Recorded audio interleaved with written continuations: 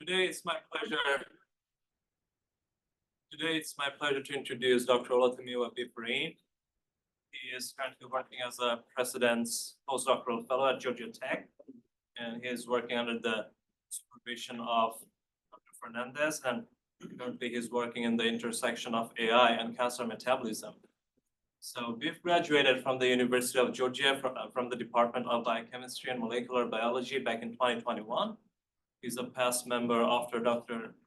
Art Edison's lab, and his PhD, the story of his PhD journey is quite interesting. He came here to do research in biofuel, and after talking to Art, he thought it would be a good idea to be working on C. elegans. And after a couple of years, when he came to read this book, he thought that applying machine learning would be much cooler. So when he graduated, his work was mainly on applying machine learning to detect renal cell carcinoma. And outside of his research, he loves to read books. He also writes regularly in his AI newsletter, and he also is a fundraiser for a microgrant program, which is named after his grandmother. And without further ado, please help me welcome Dr. Biff.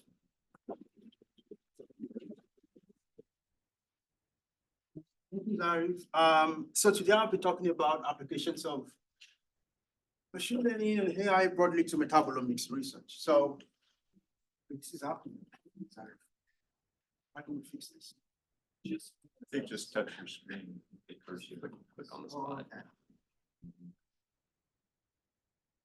Great, it works. So I mean, I suppose this audience doesn't need introduction to the central dogma, the flow of biological information. But since we are talking about metabolomics, we should talk about metabolites and make the case that they're the closest link to the phenotype of a biological system. And that can be really powerful, as we will see. When we do metabolomics, what we're doing is we're trying to probe the metabolome, which is this sum total of all small molecules that are present in the biological system. So it reflects like the final product of cellular processes. We're talking about amino acids, nucleotide, things you guys are familiar with. So I also like this analogy of actually thinking of metabolic pathways as actually metro lines. That's not showing up. But in essence, you can think of major pathways as these railway lines. You can think of key metabolites as railway stations, and in between stations, what's really happening is these reactions. And just the same way, if there is some sort of a breakdown in the train subway system, the entire commerce of the city might be affected. Similarly, if you have these perturbations in metabolic pathways, it's not unusual for us to have disease states. So today my talk is just going to be on three stories. One on cancer biology, computational metabolomics, and some application of natural language processing. And before I start that story, I thought I should probably sort of bring in some really historical context into this. Some of you might be familiar with this. I can see a couple of faces smiling. Back in the Middle Ages, or even before that, smell, taste of urines are often used to diagnose cases, right? And these are the upshot, the consequences of metabolites that are actually present in these biological systems. Case in point, diabetes mellitus. The mellitus actually means honey in Latin, which sort of goes back to this tradition of tasting urine. Okay, so one more short story before I start telling my own story. See if we can get rid of this.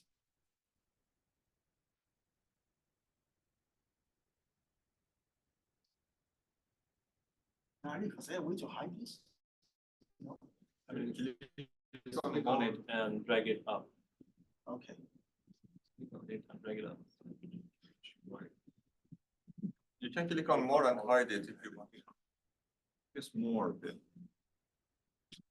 So this is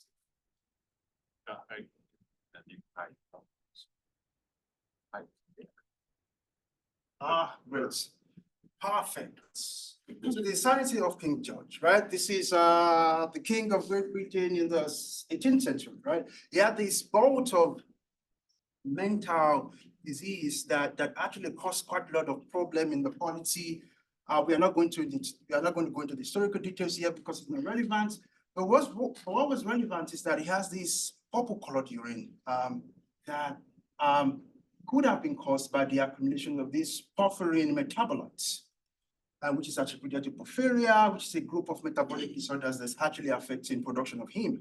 But they didn't have the techniques to really make sense of all of this at the time. So of course they didn't know. Now they talk about bipolar, maybe he had bipolar, maybe he had porphyria and things like that. But the story is actually different today, right? Because we do have advanced analytical techniques that allows us to probe the metabolome. And it's not unusual that we also have tons of data from these probing. So we also have advances in computer sciences and data science to actually make sense of those data sets, okay? So that would be sort of a nice segue into my first part of my talk, which is these lipidome remodeling dynamics in ovarian cancer. It's the first project that I started working on when I got to Georgia Tech. And we're going to be using a mouse model to do that. So ovarian cancer is dead. Starts from the fallopian tube. 1 in 87 women had risk of developing ovarian cancer during their lifetime. 1 in 130 women has a lifetime chance of dying of ovarian cancer.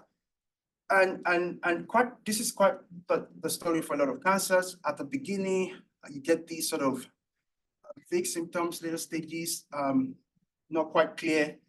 The goal of this study was just to sort of understand how does the lipid changes as the ovarian cancer progresses. Okay.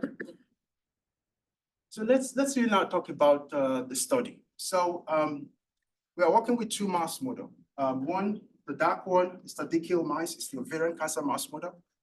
And we're comparing that with a control, which is a DKO control mouse model. That was actually genetically developed by Ye Young, who is also a co-author on this study.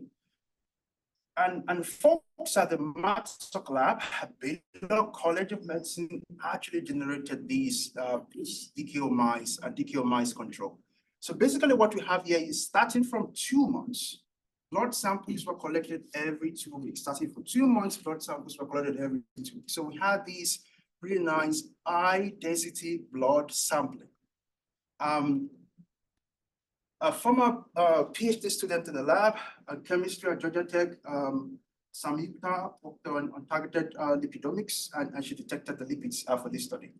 But in summary, we actually have about 1,000 analytes, annotated analytes to actually work with for this analysis. One important thing I really need to point out in this study is that we are actually comparing DKO mice, which is this ovarian cancer mouse model, and the control mouse, right? But the DKO mice, because it's a cancer mouse model, actually tend to die much earlier.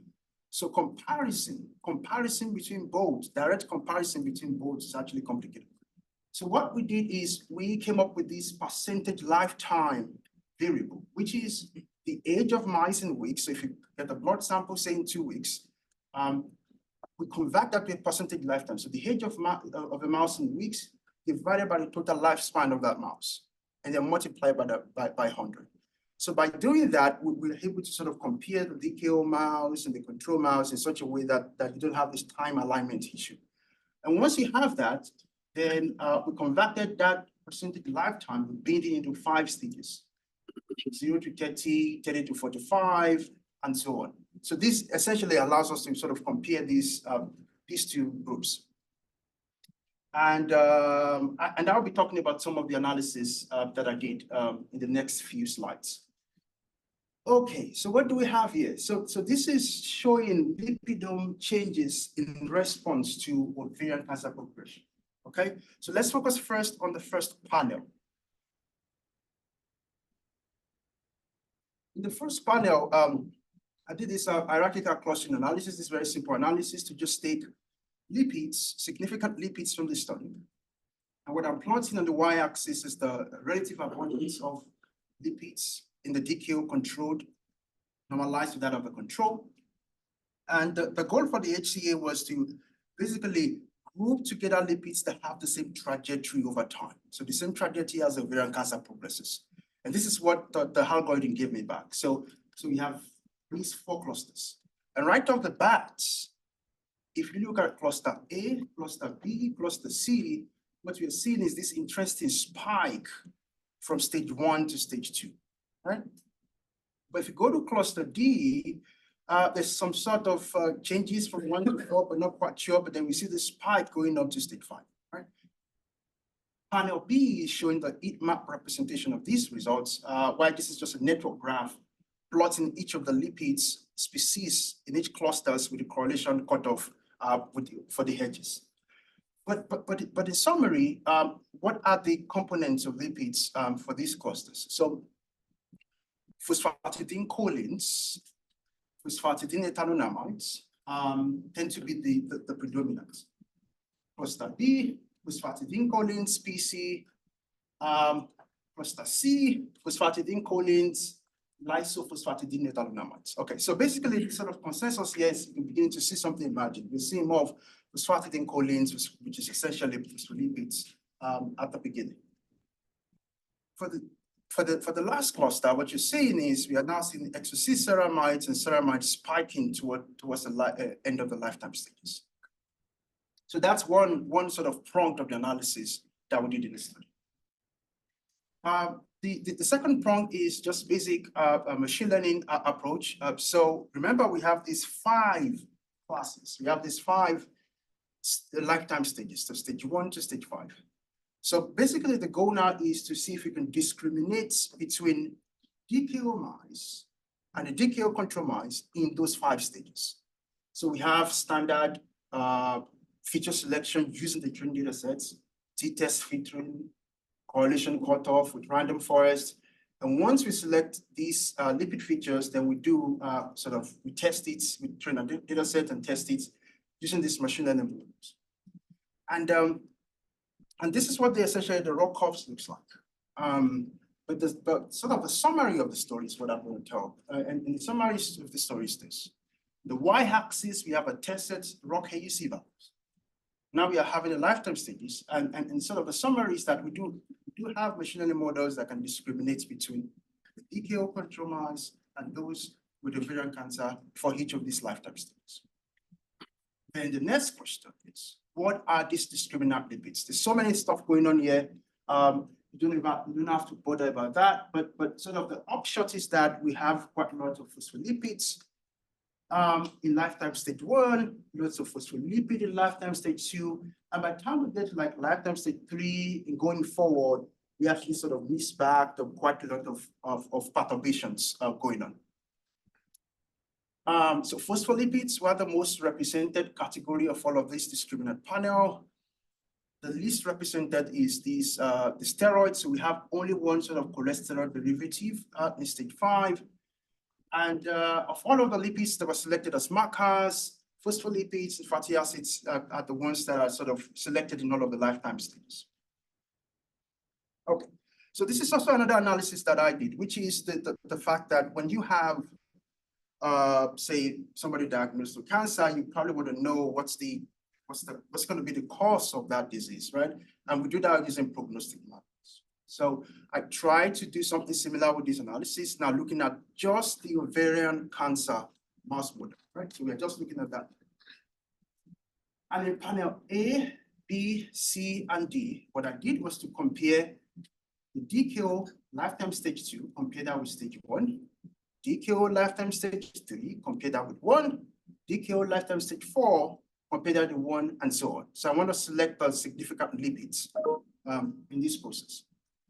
After doing that, in panel E, I'm taking these significant lipids and asking which of these lipids are actually present in at least 3 of the 4 comparisons. And those are the ones indicated with these sort of brown color in these offset plots.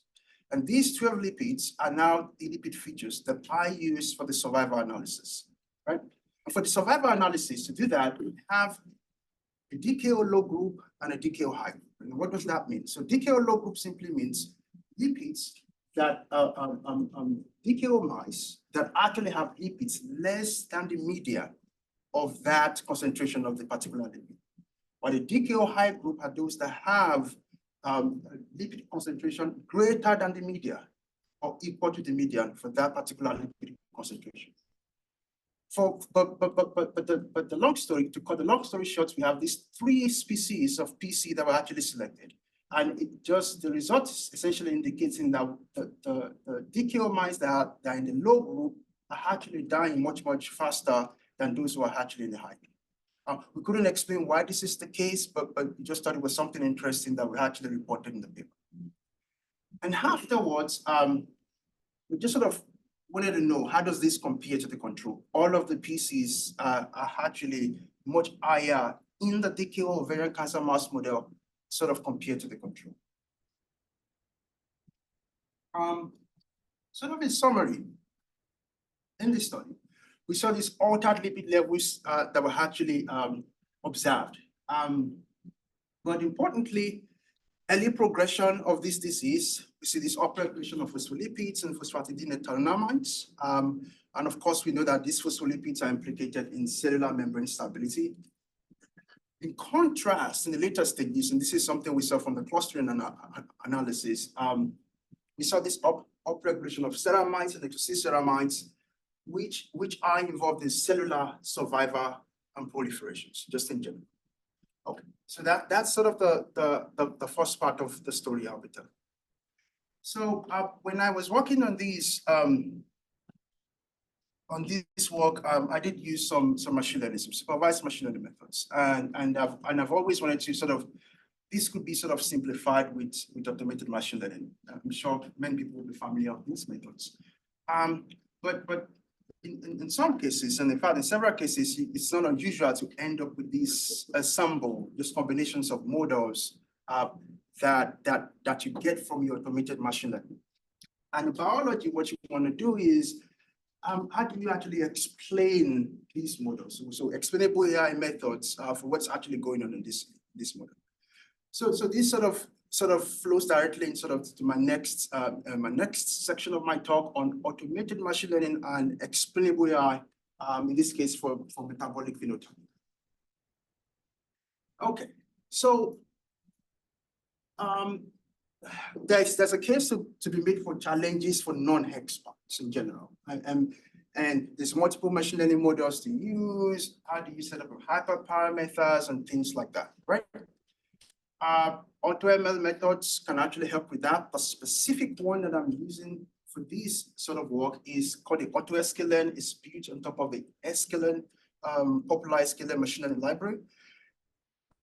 And then sort of have these sort of 3 main team for doing the automated reflect on some of its historical hyperparameters to initiate the automated process.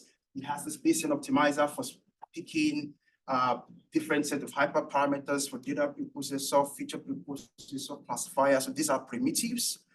And then you go ahead and video assemble. And once you video assemble, then you can actually test them, right? And then we have an assemble model. How do we actually explain that? The version I'll be talking about will be kind of sharp, and I'll probably talk about that in a few slides, in the next few slides. So for the actual preprints that we have out there, I use 2 data sets. I use a renal cell carcinoma data set, and I use an ovarian cancer data set. But for the purpose of this talk, I'll be talking about the ovarian cancer data sets. So I talked about using kernel sharp. So the kernel sharp is might be familiar to people here, might not be, but it's an explainable AI method that's been quite popular for a while now, and it's essentially based on 2 main techniques. So we have the LIME and we have what we call the sharp labels. Okay, so the LIME is called the local interpretable model agnostic explanations. And basically what we are doing when we are working with LIME is we're going to take a very complicated machine learning method with a complex decision boundary, and you want to use simpler sort of interpretable model to make sense of that for a particular prediction. So this will be local interpretations. And to do that, essentially you have to sort of optimize this loss function, this locality aware loss term, whereby you're using the G term will be the simpler model. The F term is that more complex model, and then you're using these loss functions to sort of optimize that. And then you have these sort of proximity measure that essentially is a proximity measure between the generated data set, which is Z in this case, with the Hatcher data set hex. And then you try to sort of make a simpler interpretable model at a local space. So basically that's how Lime works, just intuitively.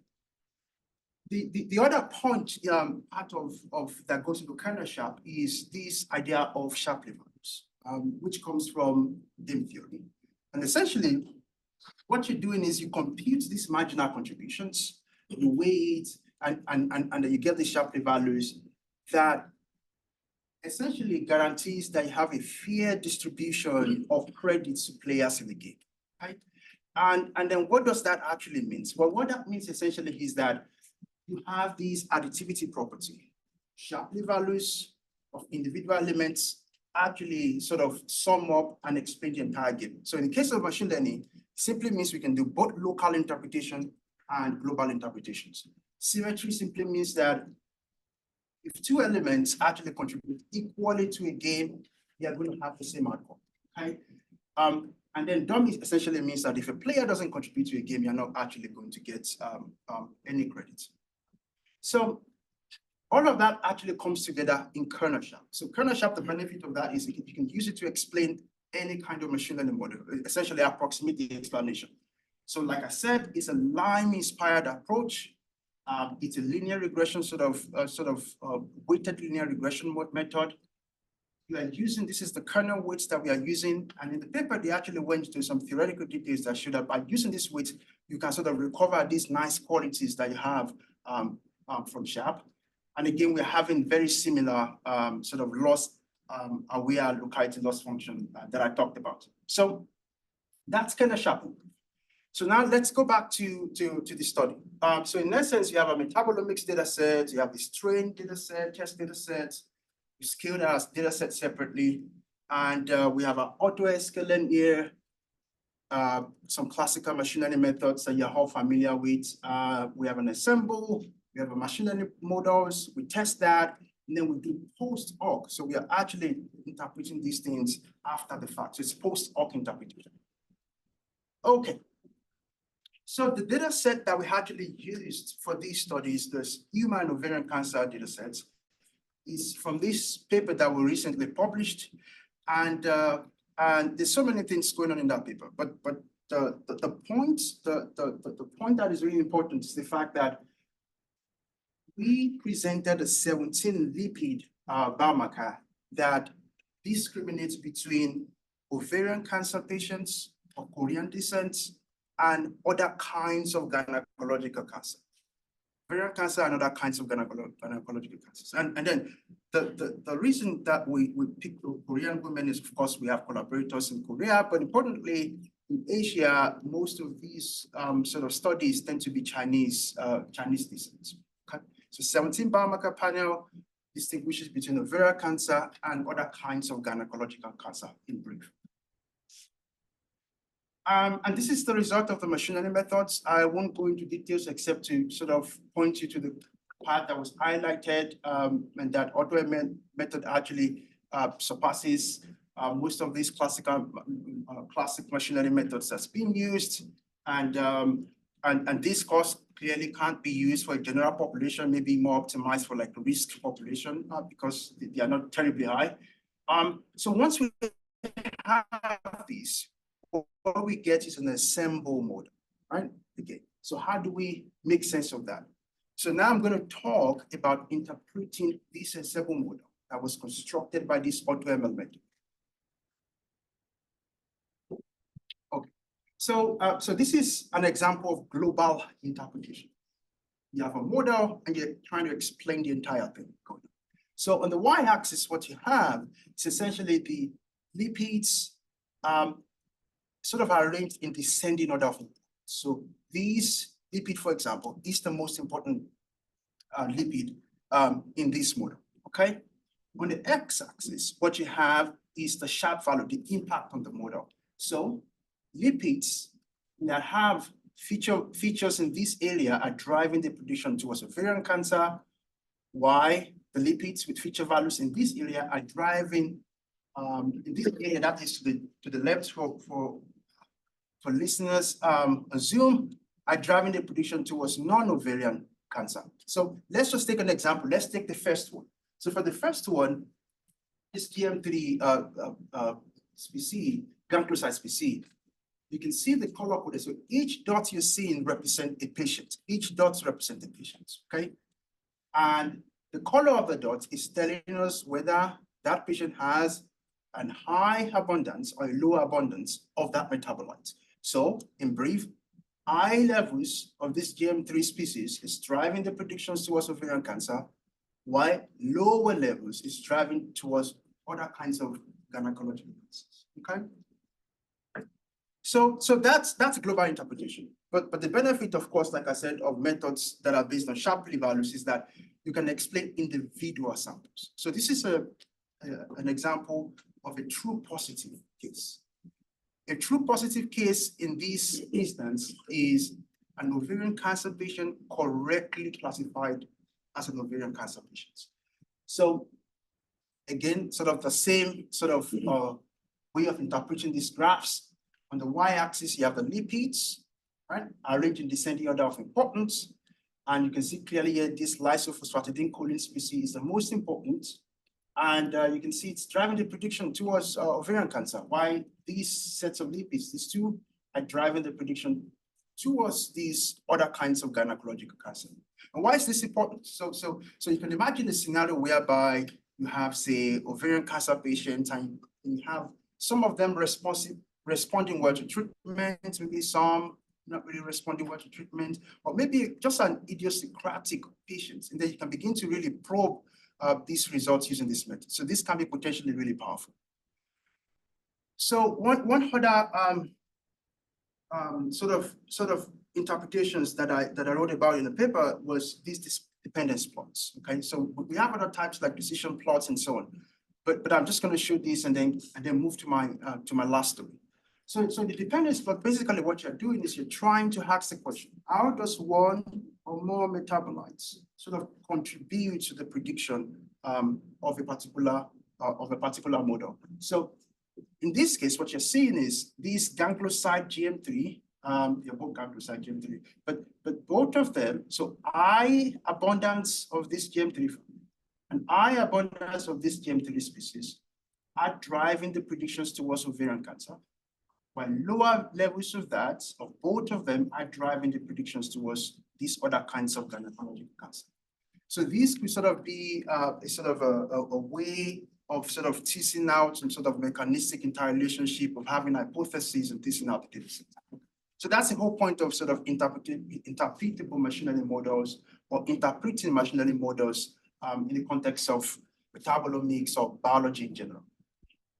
Okay. So I should have shown the sort of integration of AutoML methods with explainable AI methods. The AutoML section is actually helpful in the sense that it makes things easier. The explainable AI section is just sort of make a model sort of much visible. So I've talked about a few papers, mentioned a few papers today, but the reality is that thousands of metabolomics papers are published, right, every year. In fact, this is what the graph actually looks like, right? It's increases. 1.5 million biomedical life sciences papers are published every year. And to sort of bring some sort of a historical context to this conversation, if we go back further into the ancient time, in the Middle Ages, we have folks like Aristotle, we have folks like Avicenna, we have folks like Da Vinci, and if you're really paying attention, the polymath essentially comes to mind because these guys do know a bunch of stuff. But the reason why they know a bunch of stuff is not solely because they're smart, right? But because the scientific knowledge was actually relatively limited. The accumulation of that knowledge was indeed very, very, very slow. By the time you get to the scientific revolution in the 16th and the 17th century, you see sort of get some generalists, Isaac Newton, Galileo, but by the time you go to the 19th century, there's this explosion that you see, and then clearly you're seeing the signs of specialization. Charles Darwin, Michael Faraday, and so forth. So sort of the reality today in the 21st century, and I'm sure we're on the same page with regards to this, is the fact that the total comprehensive mastery of scientific knowledge is just impractical, right? And keeping up with papers, even in subfields, is just rather challenging. So we actually need tools that will allow us to sort of pass through information from a global perspective, from this bird's eye view, investigating how our research topics changing, what techniques are people using, and things like that. So this sort of led me to this last story I'll be telling about sort of mapping evolution and trends in the field of metabolomics. And this is a work in progress. I'm just going to share some of our preliminary findings here, some of the things we have actually seen. So any feedback would be appreciated. And I should also sort of indicate my very talented undergrads, Varun and Aditya, they should be listening now. I'm actually working with them on this project. They are computer science undergrad students at Georgia Tech. So I was also inspired by this paper, which does something similar that I'll be presenting here on the entire sort of PubMed course. Okay. So let's get started. The last leg, hypothesis. So the idea is that we can have these sort of unsupervised word embeddings that will allow us to capture latent knowledge in literature. And this will allow us to sort of ask some questions from a bird's eye view. A data set is the publication abstract that's containing the term metabolomics. In the PubMed database, we're able to get about 82,000 of these. And a data set region essentially is from 1998, which is about when the field actually really started to January 2024. And the data set looks something like this. So we have a title of the paper, the abstract, the journal title, publication year, and so on. Each data point, so each abstract, each paper was actually labeled, basically inferring the category of the paper from this journal title, okay? So that's going to become useful by the time we start looking at the results. So just have that at the back of your mind. And of course, we need something like an encoder. So to really make sense of this. So for those who are not aware, I imagine a lot of people know this by this time, but an encoder is a kind of a transformer model that sort of helps you sort of understand the relationship between words. So what kinds of words tend to follow each other and things like that. And so in this sort of dummy example from my blog, I wrote this, you max this out, happy, you push that to your neural networks, and then you sort of make your neural network predict the probability of the max tokens. And by the time you do this and train your model, it's really forced to really learn the relationship between these words, right? So in this case, what I use or what we use is this PubMed BERT. So this is, it uses this BERT framework from Google, bidirectional encoder representation from transformers, and then pre-trained on PubMed, abstract, full articles. But the sort of upshot really is the fact that it takes in this abstract text, and then you have this sort of numerical representation of those texts. So we're taking the abstract text, and we're getting these 768 sort of embeddings, okay? Before we start looking at the embeddings, we did a little bit of sort of simple data analysis. Okay, so what journals publish the most metabolomics papers? So folks working in metabolomics might find this interesting. Turns out to be scientific reports, followed by metabolites, PLOS ONE, and so on, okay? And that's the official journal of metabolomics in number 8. Then I was like, okay, so what are the authors that are most published in this field? And I remember showing this in lab meeting a few weeks ago, And a Chinese postdoc in the lab said, "Oh, beef, what you have just plotted is the most popular name in China." So I know it's this is clearly wrong. So I will have to find a way to sort of come at this problem. So we did a word cloud. So what are the terms that are being mentioned the most in metabolomics literature, right? And you see some really rather obvious things, right? Amino acid, fatty acid, less obvious things is LC, chromatography right here, biomarker, that we do a lot of biomarker discovery studies, liquid chromatography, and little p-values, right? Okay. What's the distribution of abstract lengths? On the y-axis, we're looking at the numbers of papers, and we're looking at the number of words, this number of characters, number of words, but we just really focus on the number of words, right? Modal word length is about 200 words. And then I bet that the spike you're seeing here is probably journal requirements. So we're just trying to fit your text into journal requirement length. So it's really interesting seeing this stuff coming out, right, in the data. So now back to our embeddings. We've talked about taking the text, having these 768 dimensional representations of that text. The next thing I did is then to use t-SNE and then reduce that to a two-dimensional space and sort of see what sort of stuff is actually going. So we are just going to spend some time exploring this. Plant sciences, environmental sciences, animal sciences.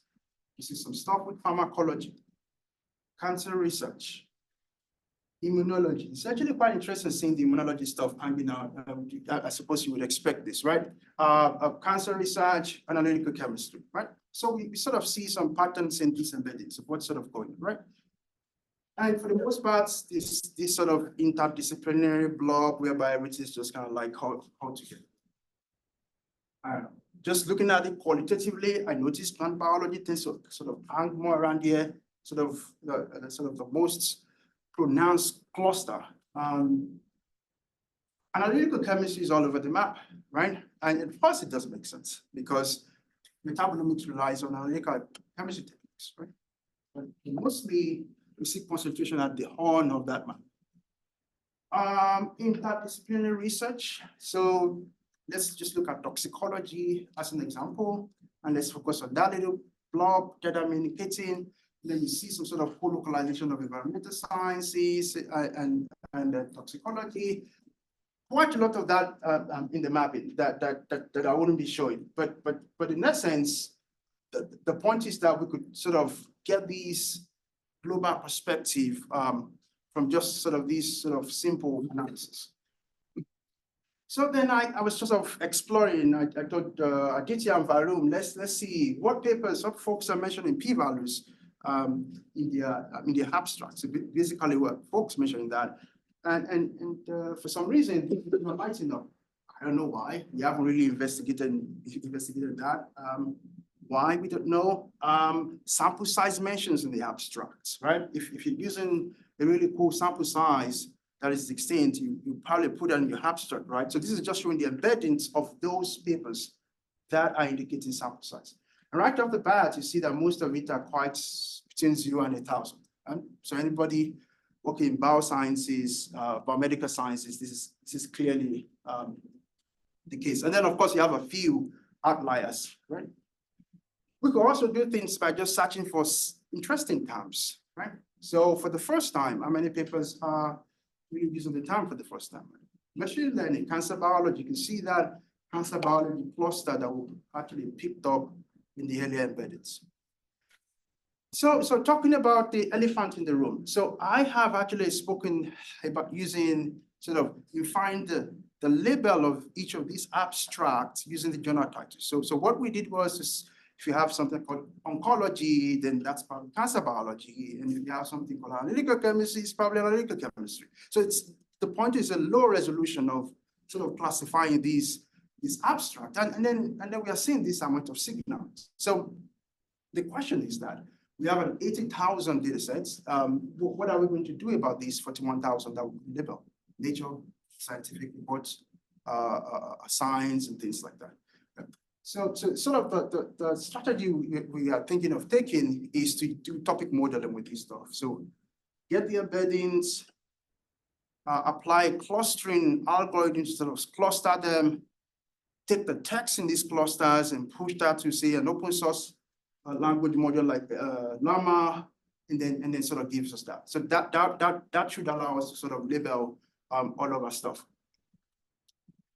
Sort of future directions. This kind of analysis can go in almost any kind of direction, right? So we could look at grants, we could look at patents that people are getting off. So, but for now, what I'm really hoping to do is just to look at the evolution and current stage of techniques, analytical chemistry techniques that are used in the field. Focus on fields like cancer biology, machine learning methods, and things like that. So anyways, those are the stories I have. So cancer biology, a little bit on automated machine learning and explainable AI, and trying to sort of map out the landscape of metabolomic research. So I hope you have enjoyed my talk. Acknowledgements, I've mentioned key players during my talk, but of course, my advisor, Facundo, and the entirety of the panelists now. Thank you so much for listening.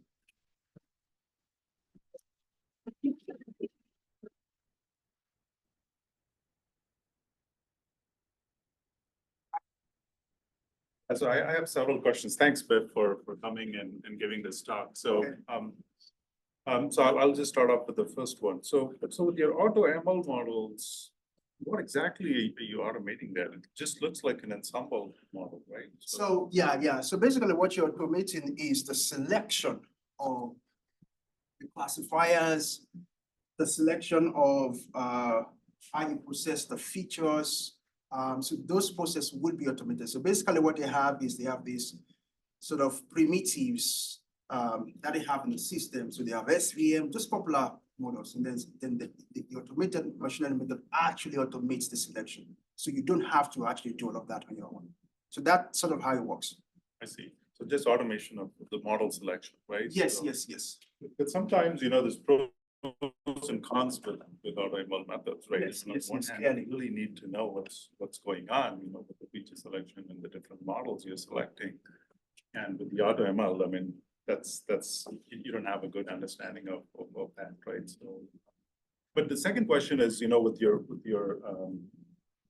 your language model based embeddings. Yeah. I think it'd be, I was hoping that you would connect it back to your lipidomics to see how you're using language models to see whether any of these lipids have been previously discovered, right? And the literature, have they associated any of these lipids with the ovarian cancer progression? Yeah. Actually, some of them have been associated. So for example, we do know of pieces being operated ovarian cancer. But no, that's actually a good point. And I think I'll probably add out to my list to sort of interrogate these specific research teams using those embeddings. And the newer models where you can go beyond abstraction, right, and look at full text, and so. Yes, Yeah. indeed. Somewhere in the first section, you plotted p-value against amount of change in a log-log. Yes. And we saw that surprisingly, the relationship wasn't strictly downward. What was its message for you and how it helped you? Okay, so to just be sure I have. So this is the prognostic marker stuff. Is it the volcano plots? Is that what you're talking about? Was a scatter plot, fold of change and p-value? Yes. This? Yes. Oh no. So basically, what I'm just doing here is I'm selecting. I'm actually just interested in these things lighting up. So I'm comparing the DKO, that's the ovarian cancer mouse model, stage 2 versus stage 1, stage 3 versus stage 1, stage 4 versus stage 1, stage 5 versus stage 1. So basically, I'm interested in lipids that over time compared to the baseline are really different. So I'm just collecting these lipids are actually decreasing or increasing for the comparison. That's the goal. So it's just sort of like a feature selection sort of analysis. Yeah, go ahead. Yes, so I see for your embedding, you have used a variation of BERT and you did masking for creating embedding of the last research. No, I didn't.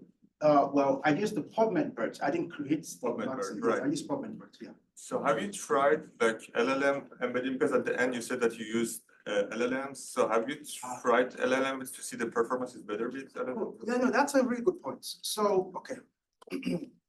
The reason that I use the PubMed birds is because I am delivering PubMed data sets, right? So it goes without saying that, of course, I should use the PubMed birds. And the reason why I'm thinking of using, say, Llama is that I think that they are probably sufficiently general purpose enough. I don't know. But one thing to try is, I don't know, maybe BioGPT or something would work.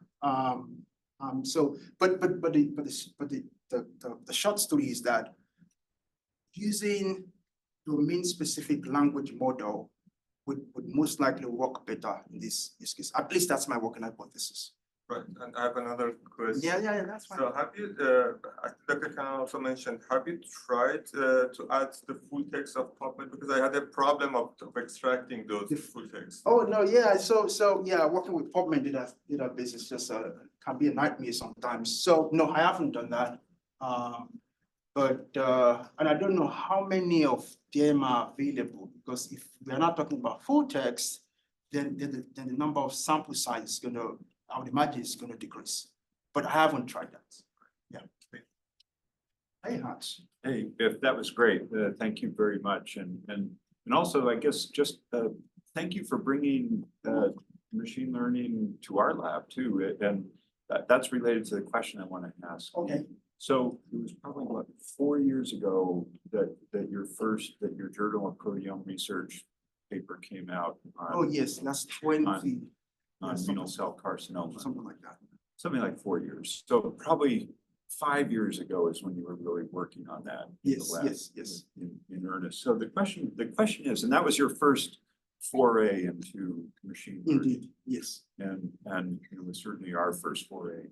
So the question is, with everything that you've learned in the last 5 years, and all of the developments that have happened in artificial intelligence and machine learning over the last, even 2 years or 1 year, whatever, it's changing rapidly. Indeed.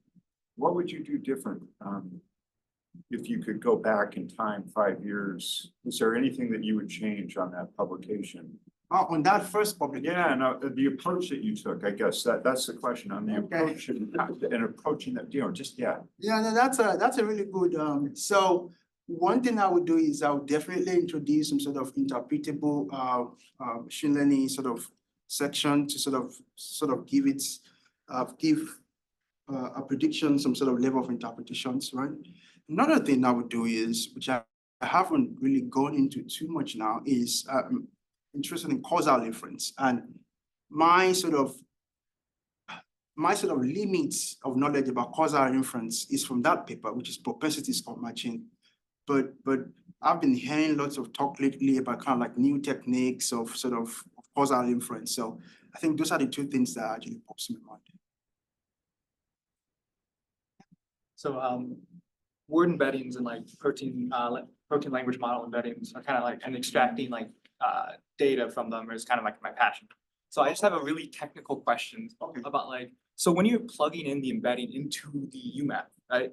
Yes. Do you take the whole embedding? Do you pad it out? Do you take the classification token? How do you make sure that like the token size or the embedding size is like uniform across your whole data set? Oh, I see. I think there's just a line of code to do that. Okay, yeah. I don't, there's just a line of code to do that in, gotcha. Hugging Face, do you use Hugging Face? Yeah. Yeah. There's just a line of code to do that. It sort of normalizes it and then. Okay, yeah. stuff. Okay, cool. Yeah. Thank you. So you normalize data between 0 and 1 before creating those? I can't remember the detail off the top of my head now, but yeah, we can check the code afterwards and then when that has some.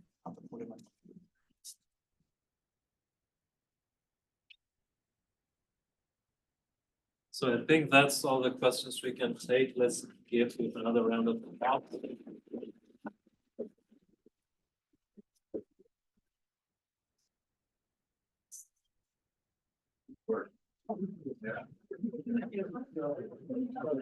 Yeah.